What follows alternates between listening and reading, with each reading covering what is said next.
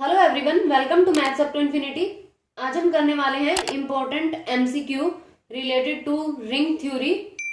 अगर वीडियो पसंद आए तो वीडियो को लाइक करें, ज्यादा से ज्यादा शेयर करें। Our first question is which of the following is not a field. और ऑप्शन दे रखे हैं। First option z over 2z and second है z over 3z and third z over 4z and z over 5z। बताना है which is not a field. तो z over n z ये isomorphic होता है z n के, और अगर n प्राइम हो तो ये फील्ड बनता है।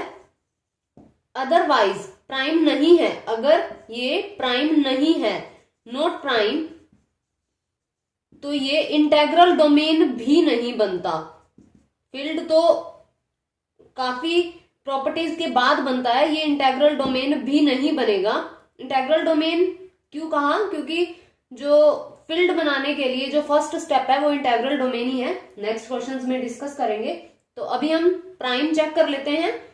यहां इसे लिखेंगे z ओवर 2z को आइसोमॉर्फिक हो जाएगा, ये z2 ये प्राइम है तो इसका मतलब ये फील्ड बनेगा। यहां ये z3 के आइसोमॉर्फिक हो जाएगा, 3 प्राइम है तो ये भी फील्ड बनेगा। हमें नॉट फील्ड बताना है। एंड यहाँ z5 भी प्राइम है तो ये भी फील्ड बनेगा।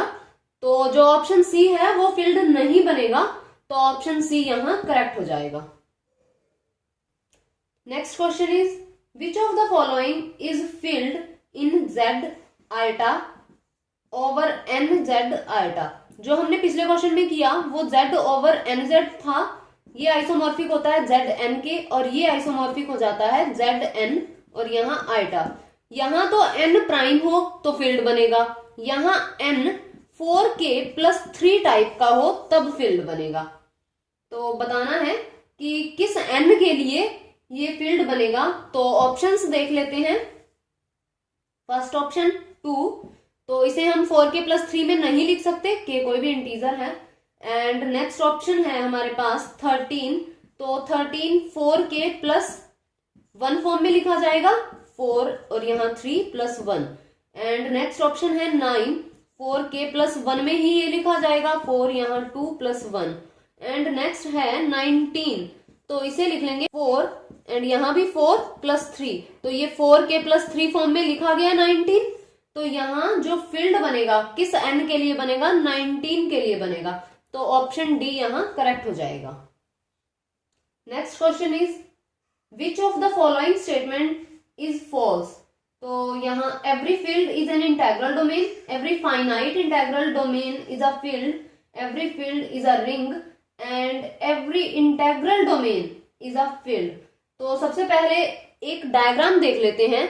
जैसे यहाँ integral domain, Euclidean domain, principal ideal domain, इन सब में एक रिलेशन बनेगा। तो यहाँ जो होता है वो integral domain, and then UFD unique factorisation domain, and यहाँ हो जाता है पीआईडी, एंड यहाँ ईडी यूक्लिडियन डोमेन, एंड यहाँ फील्ड। तो जो फील्ड है वो ईडी भी होगा, पीआईडी भी होगा, यूएफडी भी होगा एंड आईडी भी होगा, इंटेग्रल डोमेन भी होगा।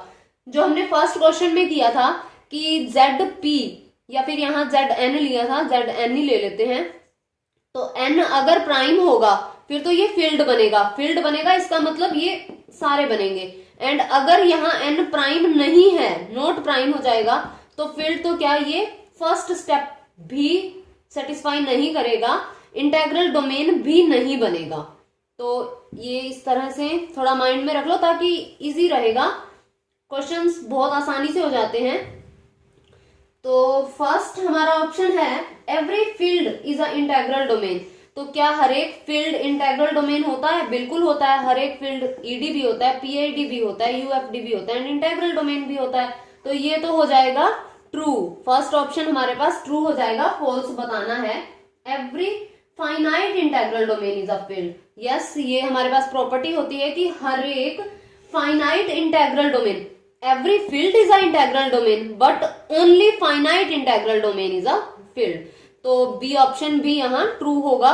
every field, every finite integral domain is a field and C option every field is a ring, yes every field ring भी होता है, ऑप्शन सी भी ट्रू होगा। एंड ऑप्शन डी है every integral domain is a field, no every integral domain field नहीं बनेगी, सिर्फ finite integral domain field बनेगी।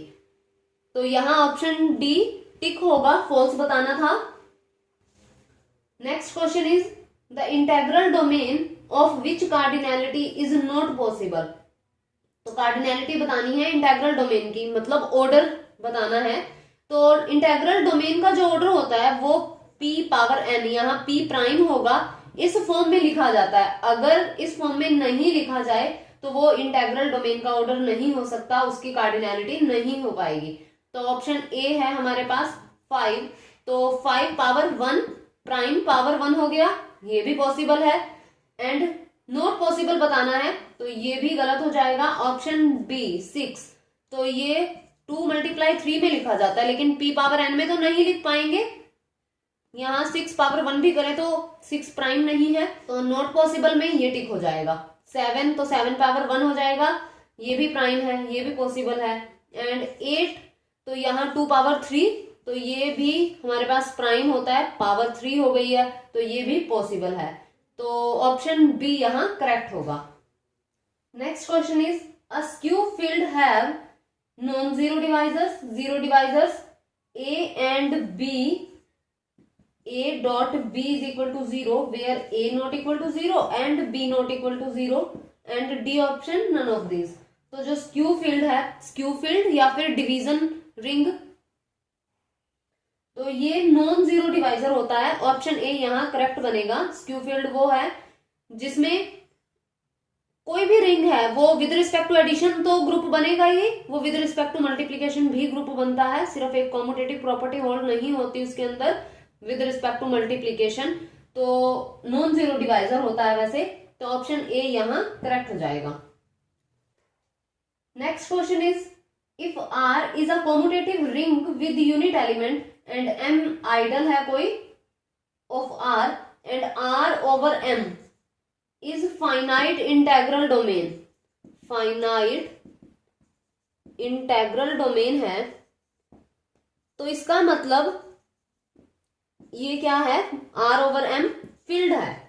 तो R ओवर M फील्ड कब बनेगा, अगर R commutative ring with unity है, जब M मैक्सिमल आइडल होगा, मैक्सिमल आइडल होगा तो ये फील्ड हो जाएगा। तो ये फाइनाइट इंटेग्रल डोमेन बन ही रहा है, तो R तो M यहाँ मैक्सिमल आइडल हो जाएगा, ऑप्शन ए करेक्ट होगा। एक और थ्योरम भी होती है, अगर यहाँ M प्राइम आइडल हो, R हमारे पास कॉम्यूटेटिव रिंग विद यूनिटी है, ओवर यहाँ प्राइम आइडल हो, P लिख देते हैं, यहाँ प्राइम आइडल होगा तो ये इंटेग्रल डोमेन बनेगा। इंटेग्रल डोमेन ये भी पूछा जा सकता है कि ये इंटेग्रल डोमेन बने ये पूरा, तो यहाँ क्या होगा, मैक्सिमल आइडल होगा, प्राइम आइडल होगा, क्या होगा। तो यहाँ ये भी पूछा जा सकता है कि ये अगर इंटेग्रल डोमेन बने तो यहाँ ये प्राइम आइडल होता है, प्राइम आइडल। अगर मैक्सिमल आइडल होगा तो फील्ड बनेगा, प्राइम आइडल होगा तो इंटेग्रल डोमेन बनेगी। एंड एक और थ्योरम का रिजल्ट भी थोड़ा ध्यान रख लो कि अगर हमें आर पीआईडी गिवन हो, पीआईडी गिवन हो अगर, तो मैक्सिमल आइडल ही प्राइम आइडल होता है। Maximal ideal if and only if prime ideal हो जाएगा। पीआईडी के अंदर, सिर्फ पीआईडी में ऐसा होता है कि मैक्सिमल आइडल प्राइम आइडल हो जाता है। पीआईडी दिया हो या फिर कॉम्यूटेटिव रिंग विद यूनिटी दिया हो, लेकिन finite commutative ring with unity दिया हो, तब भी मैक्सिमल आइडल प्राइम आइडल हो जाता है। Next question is a commutative division ring is finite integral domain, zero ring and none of these. तो कॉम्यूटेटिव डिवीजन रिंग होता क्या है, डिवीजन रिंग स्क्यू फील्ड। तो अगर कॉम्यूटेटिव प्रॉपर्टी भी साथ के साथ होल्ड हो जाती है तो वो फील्ड बन जाता है। किसी भी रिंग में अगर हम प्रॉपर्टी देखें, जो इसकी डेफिनेशन है, किसी भी रिंग के अंदर 3 तरह की प्रॉपर्टीज होल्ड होती हैं। जो कॉमन है डिस्ट्रीब्यूटिव लॉ, वो तो है ही अलग से, क्योंकि वो उसमें तो एडिशन भी आ गया and multiplication. With respect to addition, ring एक कॉम्यूटेटिव ग्रुप होता है, commutative group. And with respect to multiplication सिर्फ closure property and associative property hold होती है रिंग के अंदर। फिर जैसे मल्टीप्लीकेशन की प्रॉपर्टीज होल्ड होती जाती हैं तो रिंग का नाम थोड़ा चेंज होता चला जाता है। अगर यहाँ कॉम्यूटेटिव प्रॉपर्टी भी होल्ड हो जाती है तो कॉम्यूटेटिव रिंग हो जाता है। अगर यहाँ आइडेंटिटी एग्जिस्ट करती है, मल्टीप्लीकेशन के रिस्पेक्ट से जो आइडेंटिटी होती है 1 होती है, तो अगर आइडेंटिटी भी एग्जिस्ट करेगी तो वो हो जाएगा रिंग विद यूनिटी। और अगर रिंग ग्रुप बना दे विद रिस्पेक्ट टू मल्टीप्लीकेशन भी ग्रुप हो जाए, क्योंकि यहाँ तो कॉम्यूटेटिव ग्रुप हो ही गया, यहाँ भी ग्रुप बना दे क्लोजर एसोसिएटिव, बाकी भी जो प्रॉपर्टीज हैं इनवर्स एग्जिस्ट करे, आइडेंटिटी एग्जिस्ट करे, यहाँ भी अगर ग्रुप बन जाए तो वो डिवीजन रिंग हो जाती है। सिर्फ यहाँ कॉम्यूटेटिव होल्ड ना हो, बाकी सारी प्रॉपर्टीज होल्ड हो जाए, सिंपल ग्रुप बने तो डिवीजन रिंग हो जाता है, डिवीजन रिंग जिसे हम स्क्यू फील्ड कहते हैं। और अगर कॉम्यूटेटिव प्रॉपर्टी भी आ जाए तो वो फील्ड हो जाता है। तो यहाँ हमारे पास क्वेश्चन था कॉम्यूटेटिव डिवीजन रिंग क्या बनेगा, फाइनाइट इंटेग्रल डोमेन बनेगा, इंटेग्रल डोमेन बनेगा, जीरो रिंग बनेगा, क्या बनेगा, फाइनाइट इंटेग्रल डोमेन बनेगा, क्योंकि वो फील्ड हो जाता है कॉम्यूटेटिव प्रॉपर्टी आते ही। तो फील्ड को क्या कहते हैं, फाइनाइट इंटेग्रल डोमेन। तो यहाँ ऑप्शन ए करेक्ट बनेगा। Next question is if F is a field then it's only ideals. F अगर हमारे पास फील्ड है तो फील्ड के सिर्फ 2 ही आइडल होते हैं, एक तो zero and itself. Proper ideal नहीं होता F का कोई भी फील्ड का, तो जीरो एंड इटसेल्फ ये 2 ही आइडल होते हैं, जिसमें जीरो सिर्फ मैक्सिमल आइडल होता है, मैक्सिमल आइडल जीरो होता है। तो हमारे पास क्वेश्चन क्या है, F फील्ड है और इसके आइडल A दिया है हमें F a field itself, yes, and B दिया है जीरो, यस, यही 2 आइडल हैं। A and B are true, A is true, B false, A and B both true हो जाएंगे, ऑप्शन ए करेक्ट बनेगा।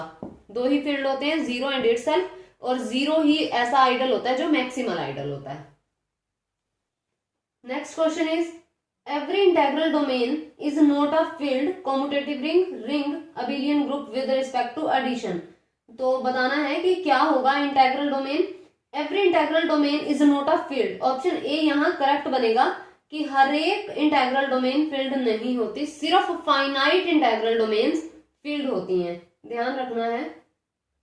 Next question is if the ring R is finite, R हमें दिया है finite and commutative with unit element, यानी कि commutative ring है, finite commutative ring with unity है, finite commutative ring with unity. And बताना है every prime ideal is maximal ideal, every ideal is maximal ideal, every maximal ideal is prime ideal, both A and C are true. तो अभी हमने discuss किया कि finite commutative ring with unity हो तो prime idol ही maximal idol होता है, या तो पीआईडी दिया हो या फिर finite commutative ring with unity हो आर, तो प्राइम आइडल ही मैक्सिमल आइडल होता है। तो यहाँ ऑप्शन ए भी ट्रू हो जाएगा, every prime ideal is a maximal ideal, and option C भी ट्रू हो जाएगा, every maximal ideal is prime ideal. तो ऑप्शन डी करेक्ट बनेगा, both A and C are true. Next question is the intersection of 2 subrings of a ring is a subring, not a subring, merely a subring of ring, none of these। तो यहाँ option A correct होगा, subring intersection करनी हो अगर 2 सब्रिंग्स की तो वो एक सबरिंग ही बनती है, ऑप्शन ए करेक्ट बनेगा। And second the union of subrings is a subring, is not a subring, none is true and can't say. Union के अंदर हम कुछ नहीं कह सकते कि वो सबरिंग बनेगा या नहीं बनेगा, लेकिन इंटरसेक्शन सबरिंग बनता है। तो जो यूनियन वाला क्वेश्चन है, द यूनियन ऑफ सबरिंग, उसमें डी ऑप्शन करेक्ट बनेगा, कांट से। यूनियन में हम कुछ नहीं कह सकते, प्रूव करना ही पड़ेगा।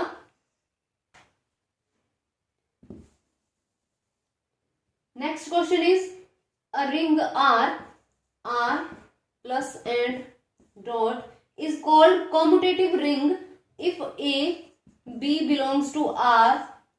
अब हमें बताना है कि कौन सी प्रॉपर्टी होल्ड होने पे कॉम्यूटेटिव रिंग बनता है।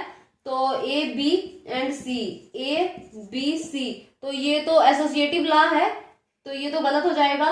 एंड वैसे बी एंड सी में कंफ्यूजन होनी चाहिए, लेकिन एडिशन के रिस्पेक्ट से सारी प्रॉपर्टीज होल्ड होती है रिंग में, तो सी ऑप्शन तो विद रिस्पेक्ट टू एडिशन दिया है, तो इसका मतलब किसी सेट को रिंग बनने के लिए सी तो ट्रू होना ही पड़ेगा। लेकिन मल्टीप्लीकेशन की प्रॉपर्टीज ऐसी होती हैं जिनको होल्ड करवाने पे रिंग विद यूनिटी या फिर कॉम्यूटेटिव रिंग आता है। तो ऑप्शन बी यहाँ करेक्ट बनेगा कि विद रिस्पेक्ट टू मल्टीप्लीकेशन अगर कम्यूट करेगा तो कॉम्यूटेटिव रिंग हो जाएगा। ऑप्शन बी यहाँ ट्रू होगा। तो ये थे रिंग थ्योरी से रिलेटेड इंपॉर्टेंट एमसीक्यू। अगर वीडियो पसंद आए तो लाइक कीजिए, शेयर कीजिए एंड चैनल को सब्सक्राइब कीजिए and press the bell icon to get the notification.